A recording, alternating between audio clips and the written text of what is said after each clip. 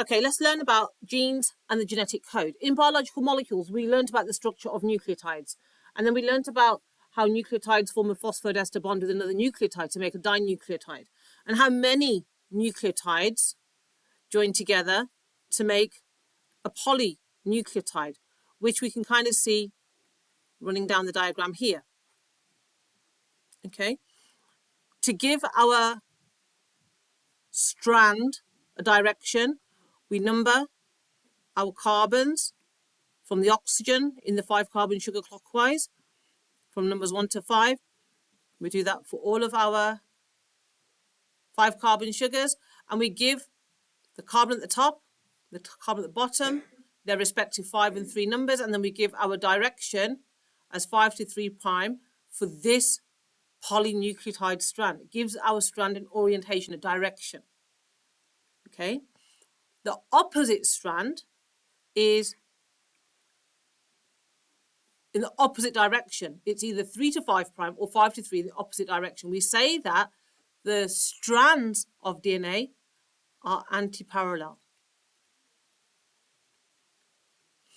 Okay, we refer to this region here as the sugar phosphate backbone, and the regions in the middle here as our complementary base pairs, forming hydrogen bonds, 2 hydrogen bonds between A and T, 3 between C and G. And then this, I've only drawn here 4 nucleotides in each polynucleotide, but this would go on and on and on for hundreds and thousands. And what is very specific about this is the sequence of these bases, the order of this CTG, the order of it. This says CTG, it doesn't say ATG. ATG would be totally different. ATG might be further on down here somewhere. It's the sequence of bases which is very specific to DNA.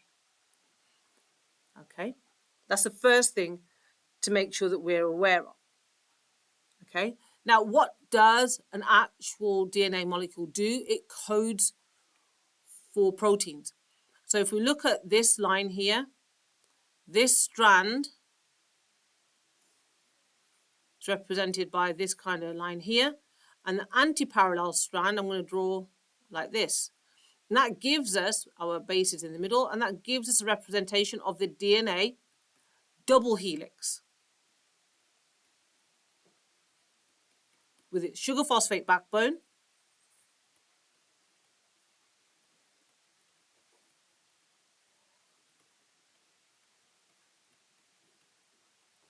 and the complementary base pairs going across. Okay, so it is the sequence of bases that matters. Okay. What does the sequence of these bases actually mean? Well, when we read, we're going to go ahead and we're going to learn about something called transcription and translation. Okay, but ultimately, what I want you to understand is that these 3 bases are responsible for a specific amino acid. Okay.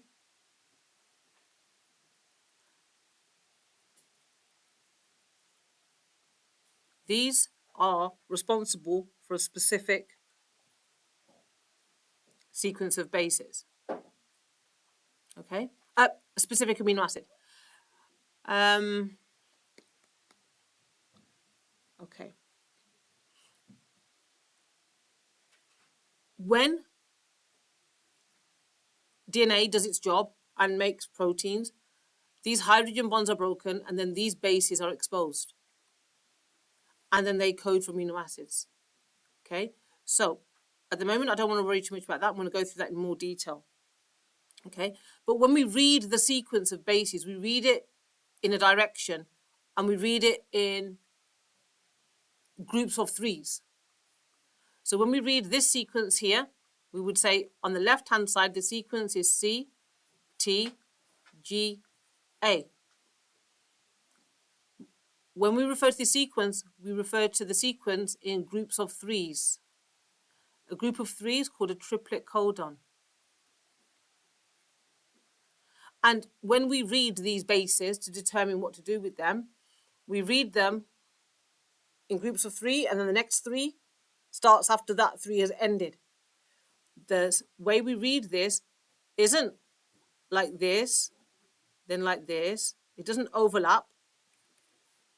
We have a non-overlapping code. Okay, so the code, each base is only really read once. So, DNA, anti-parallel strands, double helix, triplet codons are read as non-overlapping. Okay. Now let's go with the bases. Let's look at the 3 bases, the 3 triplet codons, and which amino acids they are responsible for.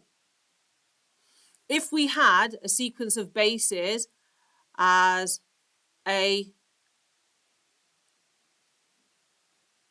C, C,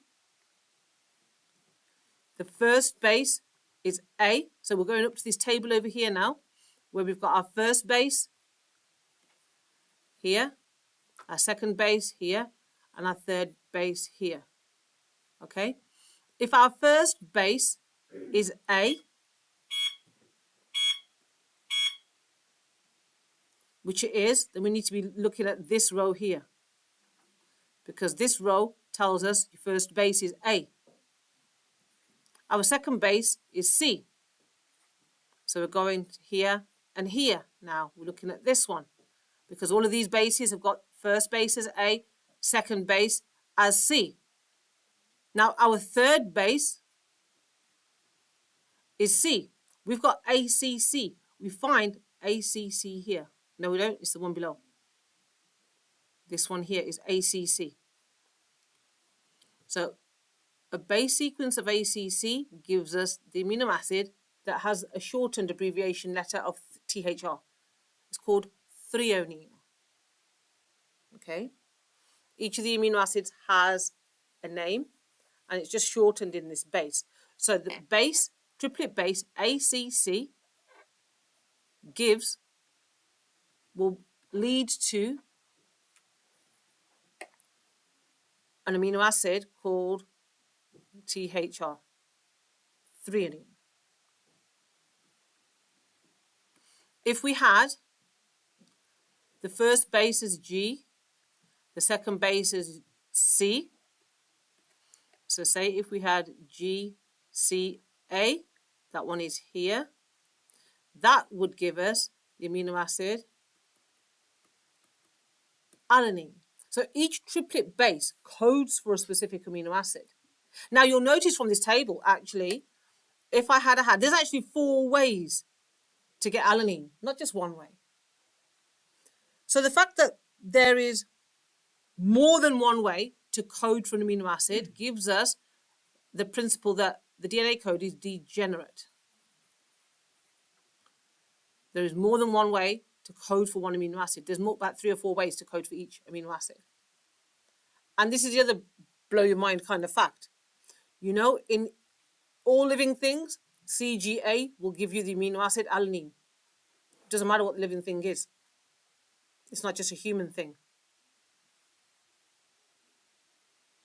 Okay? This is when I refer to, there's a few minor exceptions, but for our purposes, what we say is that the genetic code is universal, in that the same triplet bases will code for the same amino acid in a human, in a frog, in a hummingbird. Okay? The code is universal. Okay? And codes for the same amino acid in all organisms. And that in itself is direct evidence for evolution. So that is my introduction to genes and the properties of our genetic code.